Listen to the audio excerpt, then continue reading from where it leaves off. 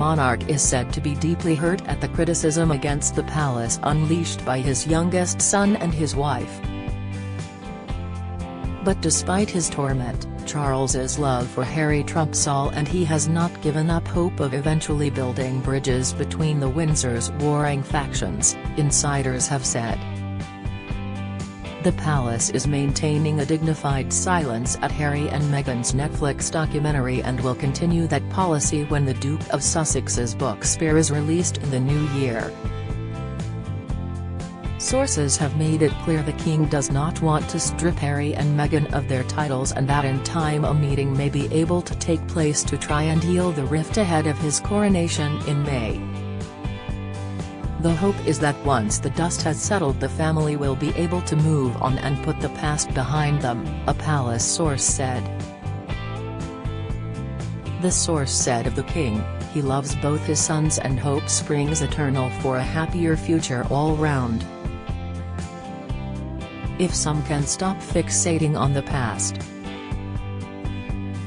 Asked about the possibility of the king extending an olive branch, they added, "Let's see how things evolve." Charles's magnanimous attitude shows a deep compassion and forgiveness in the wake of the Netflix documentary, which saw Harry accusing his father of saying things that just simply weren't true, William of being terrifying, and palace officials briefing against him and Meghan. Royal author Christopher Wilson said, "Imagine the hurt feelings of the king today. He has lost a son twice over, as a beloved member of his family, and as a valuable member of Team Windsor. That Harry has cast himself out, and done his best to trash the first months of his father's reign, is unforgivable. But you're left with the overwhelming belief that, despite all, Charles still loves Harry and would welcome him back into the fold. We are seeing signs of compassion in the sovereign that maybe we never saw before. But for sure, he must be hurting inside." The documentary has triggered calls for the couple to be stripped of their Duke and Duchess titles, and last night a one-poll survey commissioned by The Express showed 62% of those questioned think Harry and Meghan should relinquish them. Only 25% said they should keep them, with 13% saying they did not know. Sources close to the king have made it clear that he will not support MPs who want to strip any members of his family of their titles. Downing Street has said that Prime Minister Rishi Sunak is also not in favour of such action.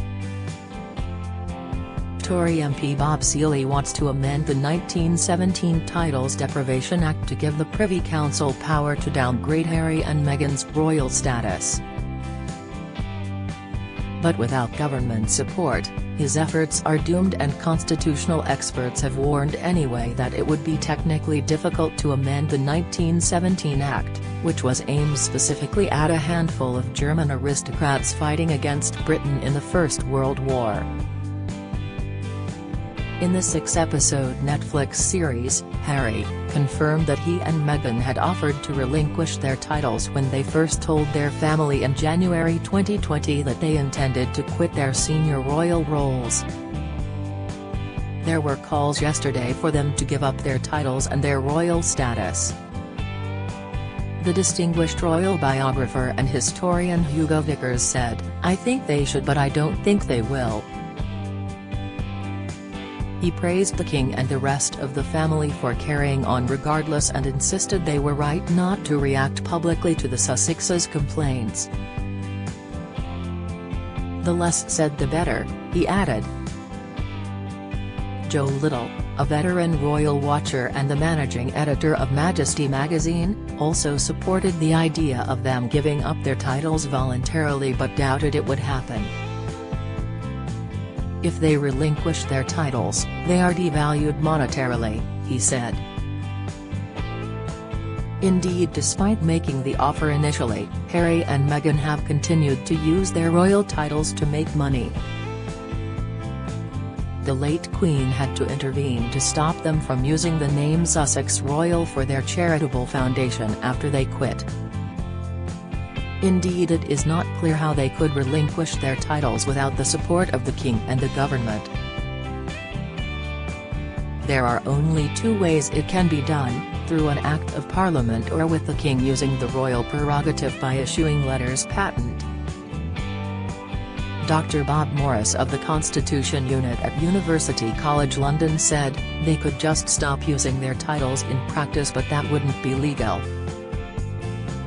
Similarly, the only way for Harry to be removed from the line of succession is for Parliament to bring in legislation. The only way for him to remove himself is by converting to Catholicism. Catholics are banned from being king. Sources said the king wants resolution without retribution and is most saddened to see his sons locked in bitter conflict. In a deeply distressing passage for the royal family, just 3 months after the death of the Queen, Harry, 38, who quit as a working royal in 2020, claimed William, 40, is defined by the institution and screamed at him during a Sandringham summit where the future of the Sussexes was decided. In the warts and all show, he added, "It was terrifying to have my brother scream and shout at me and my father say things that just simply weren't true. And my grandmother, you know, quietly sit there and take it all in." Charles, 74, and Camilla, 75, are understood to have given the Netflix series a miss but have been briefed on its contents by aides. The King and Queen consort will now spend a quiet Christmas at Sandringham without the Sussexes, before the release of Harry's biography in the new year. Entitled Spare, the book is described as being written not as the prince I was born but as the man I have become, and is set for release on January 10. The King's considered silence comes as politicians take aim at the Duke and Duchess of Sussex, saying they risk overshadowing Charles's official accession and ramping up public displeasure. Former Tory leader Sir Ian Duncan Smith said, "If they dislike the royal family so much, why would they attend the coronation?" Comment by Christopher Wilson. Harry and Meghan claimed this week they offered to give up their titles when they fled Britain. Isn't now the time to see whether they really meant it? The shock and anger expressed by millions watching the series is a strong indicator that it'd be a popular move, demonstrating to the world the couple had finally cut their ties with our royal family. The Duke and Duchess threw mud at the House of Windsor, which didn't stick. Their series did its best to hold the royal institution below the waterline, it failed. Public opinion swung round behind William and Kate and the rest of the royals, and the battle's over. They lost. So since Harry offered, or says he did, to ditch his titles of Duke of Sussex, Earl of Dumbarton and Lord Gilkeel, what's to stop it happening now? The answer is, quite a lot. The process is a complex one, requiring an act of parliament involving politicians in both houses, some of whom could use the opportunity to take potshots at our embattled royals.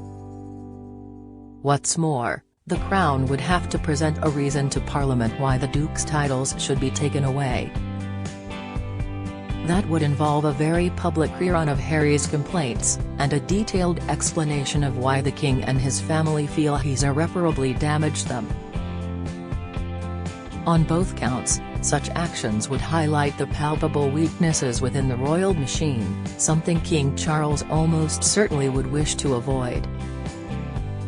In any case, it would appear from his silence and inaction that the King doesn't want to injure the runaway couple any more than they have been, according to them. Since his accession in September, Charles has presented a benign exterior to the world, avuncular, charming, and accessible.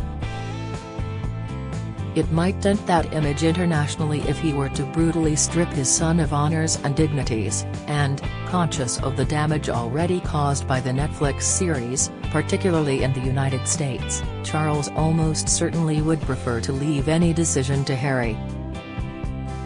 Even if Harry were to renounce his titles, he'd still be a royal prince, entitled for the rest of his days to describe himself as Prince Harry.